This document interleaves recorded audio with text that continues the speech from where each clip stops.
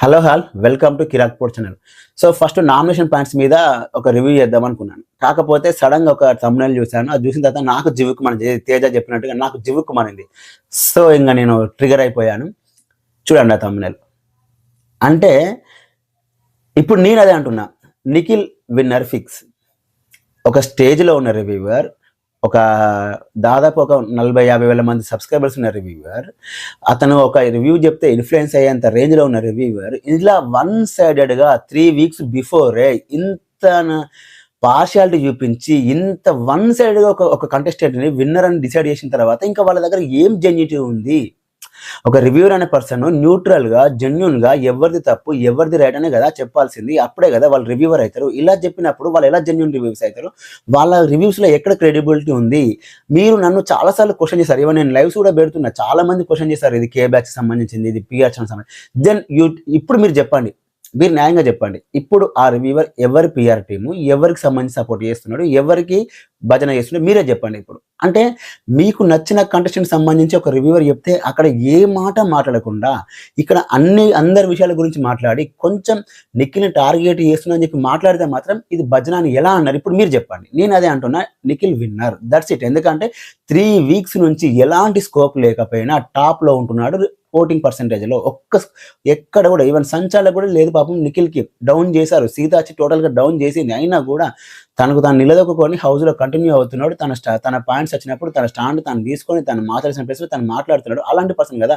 First week నుంచి ఈ week వరకు ప్రతి టాస్క్లో, ప్రతి నామినేషన్స్లో, ప్రతి పాయింట్లో తను మాట్లాడుతున్నాడు.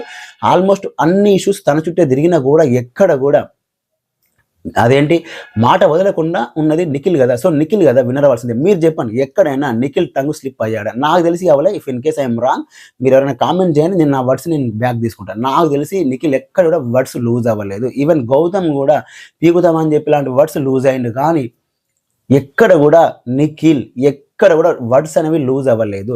మాస్క్ వేసుకొని ఆడుతున్నాడు అంటే మాస్క్ వేసుకొని ఆడడం అతని స్ట్రాటజీ కావచ్చు, కానీ దానివల్ల ఎవరిని ఏమనట్లేదు కదా. ఇప్పుడు గౌతమ్ ఎంతసేపు కెమెరాలు చూసి మాట్లాడుతున్నాడు, ఇట్స్ ఎ స్ట్రాటజీ. ఆయన అదే అంటున్నాడు, అది నా ఇష్టం కదా అంటున్నాడు. ఆయన మాస్క్ వేసుకొని ఆడుతున్నాడు, అతని ఇష్టం కదా. ఆయన క్లియర్ కట్గా చెప్పాడు, ఆయన యాక్చువల్గా ఒకరిని ఫేస్ మీద నేను చెప్పలేను, అది నా మనస్తత్వం కాదు. దానికోసం నేను గెలవడం కోసం నేను నా మనస్తత్వం అంటే నా క్యారెక్టర్ నేను చంపుకోవాలని చెప్పి క్లియర్గా ప్రణుతో చెప్పేశాడు, రోహిణితో కూడా చెప్పేశాడు. అది నా మనస్తత్వం కాదు, నేను ఎవరికైనా కూడా ఫేస్ మీద చెప్పలేను అని చెప్పేసి క్లియర్ కట్గా చెప్పేశాడు. అతను చేస్తున్నాడు కదా. ఒకవేళ మాస్క్ వేసుకొని ఉంటే 13 వారాల నుంచి ఎవరు మాస్క్ వేసుకొని ఉండరు, అది ఎవరికి ఇంపాసిబుల్. ఓకే, 13 వారాల నుంచి అలాగే ఉంటున్నాడు, అలాగే ఉంటాను కూడా చెప్పాడు. ఈవెన్ సీత కాదు సోనియా వచ్చి చెప్పినా కూడా అదే మాట చెప్పాడు, నేను అలాగే ఉంటాను, నేను ఎప్పటికదా చెప్తున్నా కదా, నేను ఒకరికి ముఖం మీద చెప్పలేను, అది నా నేచర్ కాదని చెప్పి క్లియర్ కట్గా చెప్పేశాడు. ఆయన అక్కడేం లేదు, నేను ఇక్కడ నుంచి చేంజ్ చేసుకుని నేను ఎక్కడా చెప్పలేదు, నేను ఇలాగే ఉంటాను, నన్ను ఇష్టపడితే హౌస్లో ఉంటాను లేకపోతే బయట పంపిస్తాను చెప్పి క్లియర్ కట్గా చెప్పాడు. అది మీరు మాస్క్ అనుకుంటే అది మీ కర్మ.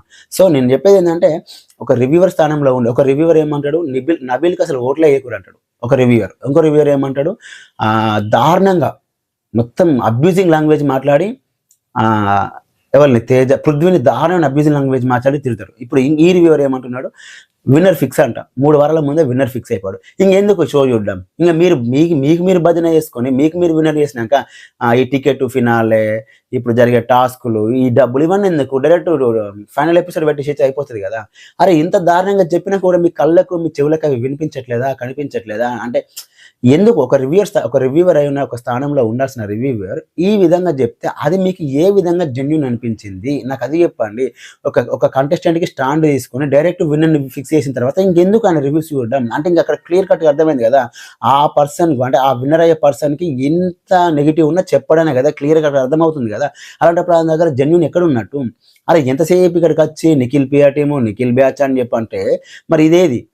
ఇప్పుడు కొత్తగా స్టార్ట్ చేశారు, Nabil PR team, Nabil batch అంట. ఏం మాట్లాడతాం అంటే మరి అక్కడికి వెళ్ళి నువ్వు గౌతమ్ పిఆర్ టీం, నువ్వు గౌతమ్ భజన చేస్తున్నావు, నువ్వు గౌతమ్ ఎలా గెలిపించా కామెంట్ చేయలేదే?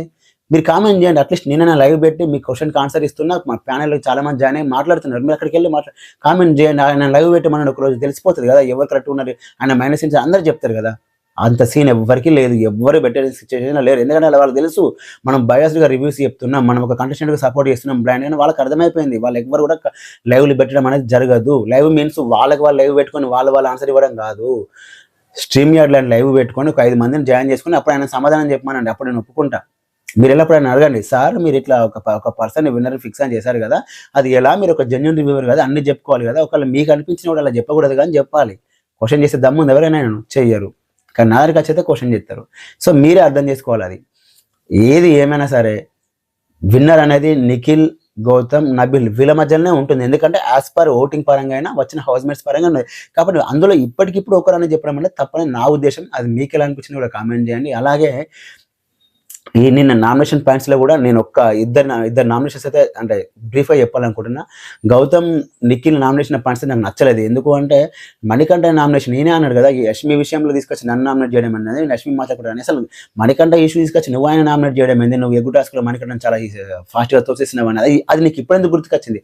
13వ వారంలో చేసిన నామినేషన్ పాయింటే కాదు, నువ్వు అప్పుడెప్పుడో తీసుకొచ్చి ఇప్పుడు అంటే ఇప్పుడు నేను సీజన్ 7లో చేసిన మిస్టేక్స్ అని తీసుకొచ్చి ఇప్పుడు నీకు చెప్తే ఓకేనా? నేను సీజన్ 7లో కూడా సరే ఈ సీజన్లోనే నేను అశ్వత్థామ అంటే నువ్వు ఫీల్ అయినావు, ఇప్పుడు ఆ పార్టీ తీసుకొచ్చి నువ్వు అప్పుడు ఎలా అలా ఫీల్ అయ్యావని చెప్పి ఇప్పుడు నిఖిల్ అయినా నేను నామినేట్ అయితే నువ్వు ఒప్పుకుంటావా? అరే కొంచెం అన్న బేస్ ఉన్న పాయింట్ అండి, కొంచెం స్ట్రాంగ్ పాయింట్తో నామినేట్ చేయండి. ఇంత దరిద్రమా? లేకపోతేనేమో పృథ్వీ వాడి వీడని వాళ్ళ వీళ్ళని అన్నాడు కదా, నువ్వు ఆయన ఎందుకు నామినేట్ చేయలేదు, నన్ను మాత్రం రెస్పెక్టివ్ అని చెప్పి నన్ను నామినేట్ చేసినావు అంటే వాళ్ళ మధ్య బాండింగ్ ఉందన్న, వాళ్ళు వేసుకుంటారు. నీ మధ్య ఏం బాండింగ్ ఉందండి? నువ్వు అవినాష్కి వెళ్ళి అన్ని చెప్తున్నావు తప్ప ఆయన నామినేట్ చేస్తున్నావా? తేజకి అన్ని చెప్తున్నావు ఆయన నామినేట్ చేస్తున్నావా? మీ మధ్య బాండింగ్ ఉంది, మీరు చెప్పుకుంటున్నారు. వాళ్ళ మధ్య ఆ బాండింగ్ ఉంది, వాళ్ళు చెప్పుకుంటారు. అది ఎంతకన్నా దరిద్రమైన సిల్లీ పాయింట్ ఏమైనా ఉందా? ఇంకోటి ఏంటి, నేను అన్నని బీప్ పట్టుకుని అన్నట్టు పోర్ట్రేట్ చేసిన పాపం నిఖిల్ ఎక్కడ ఆ విషయంలో పోర్ట్రేట్ చేయలేదు. ఆ రోజు సండే రోజు కూడా గౌతమ్ మదర్ ప్రామిస్ చేస్తే వాళ్ళమ్మ మదరే, నా అమ్మ మదరే, నేను వాళ్ళమ్మని కూడా మదర్ అనే పిలుస్తాను సార్, నేనేమైనా రాంగ్ అర్థం చేసుకున్నామో సారీ గౌతమ్, సారీ ఆడియన్స్ అని క్లియర్గా చెప్పారు. ఈవెన్ నామినేషన్ కూడా ఆ పాయింట్ తీసుకొచ్చి చేయలేదు. ఏదో నిఖిల్గా వాంటెల్ని నామినేట్ చేయాలి అని చెప్పి గౌతమ్ చేసినట్టు నాకు అనిపించింది, అంతే తప్ప ఇంకా అది వేరే వాళ్ళకి ఎలా అనిపించింది నాకు సంబంధం లేదు. నాకైతే ఎలా అనిపించింది, ఏదో నిఖిల్ని తీసుకొచ్చి నామినేషన్లో కూర్చోబెట్టాలి ఏదో ఒక పాయింట్ అని చెప్పి అనిపించింది. ఇంకొకటి ఏంటంటే నబిల్ వర్సెస్ గౌతమ్లో కూడా గౌతమ్ నబిల్తో చాలా తగ్గి మాట్లాడి నాకు అనిపించింది. అంటే అది కాదు డార్లింగ్, అది కాదు మిత్రం, అది కాదు నబిల్ అని చెప్పి ఈ రెస్పెక్ట్ఫుల్గా వర్డ్ మాట్లాడాడు. కానీ నిఖిల్తో పృథ్వీతో మాత్రం చాలా రఫ్ వేలో మాట్లాడతారు. ఎందుకంటే వాళ్ళతో మాట్లాడితే లాంగ్వేజ్ బారియర్ వస్తుంది, బయట నాకు ప్లేస్ అవుతుంది ఆయనకు అర్థమైపోయింది, అందుకే నా మన మాట్లాడుతున్నాడు. కానీ నబిల్ విషయంలో వచ్చేసరికి అలా లేదు, ఎందుకంటే తెలుగు కదా. సో ఇప్పుడు ఆయన మీదకి మనం రివర్స్ అయితే ఆ ఓట్స్ అనేవి పడిపోవేమో అనే ఫీలింగ్తో నేను ఉండడం నాకు అనిపించింది. It's purely my personal opinion, నేను వాళ్ళ మీద రుద్దట్లేదు, it's purely my personal opinion. So అలా అనిపించింది. కాకపోతే నబిల్ కొంతవరకు అయితే ఆయన యాక్షన్స్ అయితే నాకు నచ్చలేదు.